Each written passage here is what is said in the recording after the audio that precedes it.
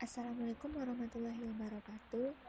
Kami dari kelompok D yang beranggotakan Delva Muharni dengan BP 18105320002, Anita Gusri Antodi dengan nomor BP 18105322012, dan Remona Anggraini dengan nomor BP 18105322031. Kesempatan kali ini, kami akan membahas tentang manajemen pajak atas biaya dan beban pokok penjualan.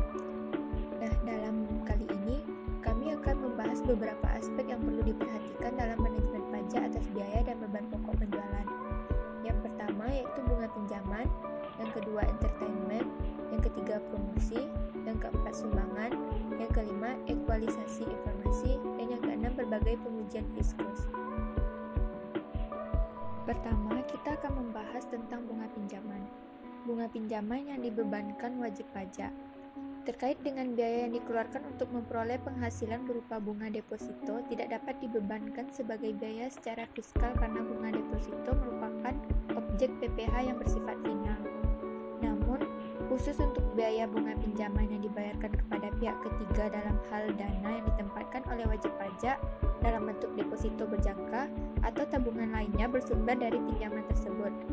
Nah, ini diatur dalam Surat Edaran Direktur Jenderal Pajak nomor SE 46-PJ.4/1965. Ketentuan tersebut memberikan penegasan terkait biaya yang boleh dibebankan secara fiskal maupun biaya yang tidak dapat dibebankan secara fiskal terkait dengan bunga pinjaman.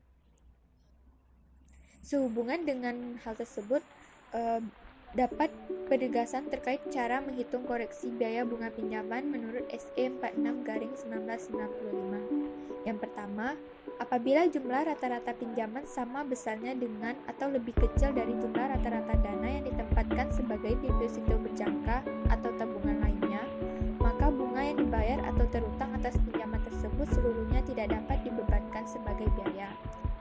Yang kedua, apabila jumlah rata-rata pinjaman lebih besar dari jumlah rata-rata dana yang ditempatkan dalam bentuk deposito atau tabungan lainnya, maka bunga atas pinjaman yang boleh dibebankan sebagai biaya adalah bunga yang dibayar atau terutang atas rata-rata pinjaman yang melebihi jumlah rata-rata dana yang ditempatkan sebagai deposito berjangka atau tabungan lainnya. Selanjutnya yaitu biaya entertainment, diatur dalam Direktur Jenderal Pajak nomor SE 27-PJ.22/1986. Biaya entertainment merupakan biaya yang diperuntukkan untuk menjamu relasi atau rekan bisnis perusahaan.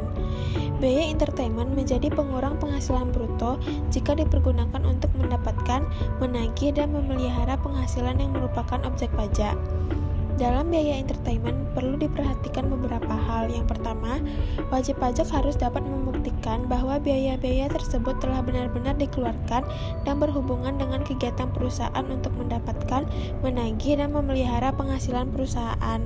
Yang kedua, perusahaan dapat mengurangi beban pajak dengan membuat daftar normatif dan melampirkannya dalam SPT tahunan PPh Badan.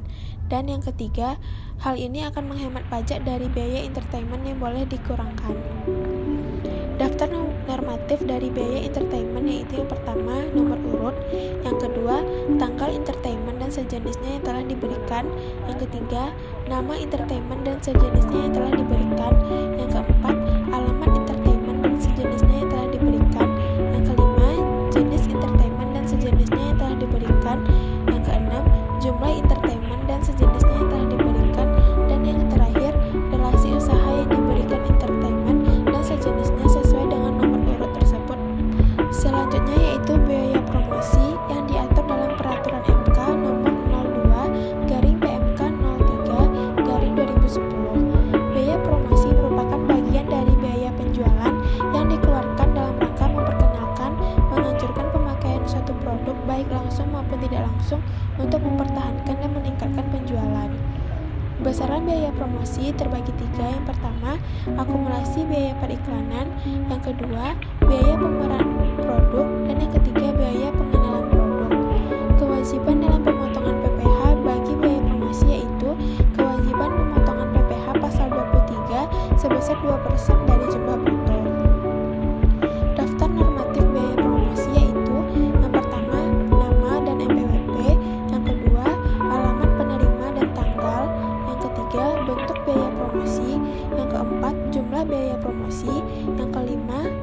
bukti pemotongan, dan yang terakhir yaitu jumlah PPh yang dipotong. Terdapat ketentuan wajib pajak dalam pengeluaran biaya promosi. Yang pertama, wajib pajak harus membuat daftar normatif atas pengeluaran biaya promosi yang dikeluarkan kepada pihak lain. Yang kedua, daftar normatif sebagaimana dimaksud pada pasal 1, paling sedikit harus memuat data penerima berupa nama, NPWP, alamat, tanggal, bentuk dan jenis biaya, besarnya biaya, nomor bukti pemotongan, dan besarnya pajak penghasilan yang dipotong. Yang ketiga, daftar sebagaimana dimaksud pada ayat 2 dibuat sesuai format sebagaimana ditetapkan dalam lampiran Peraturan Menteri Keuangan ini, yang merupakan bagian yang tidak terpisahkan dari Peraturan Menteri Keuangan ini.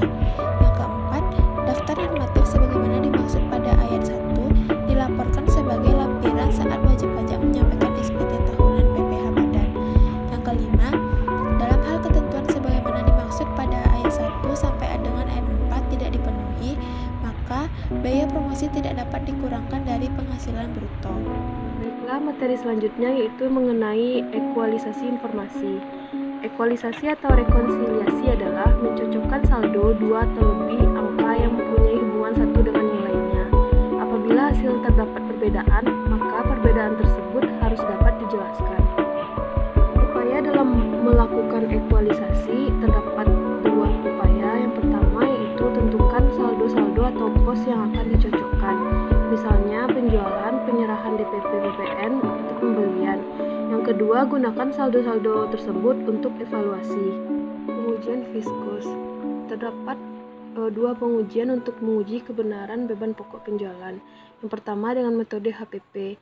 Rumusnya yaitu saldo awal persediaan ditambah pembelian dikurang saldo akhir persediaan. Yang kedua yaitu metode pembelian dengan cara saldo akhir utang ditambah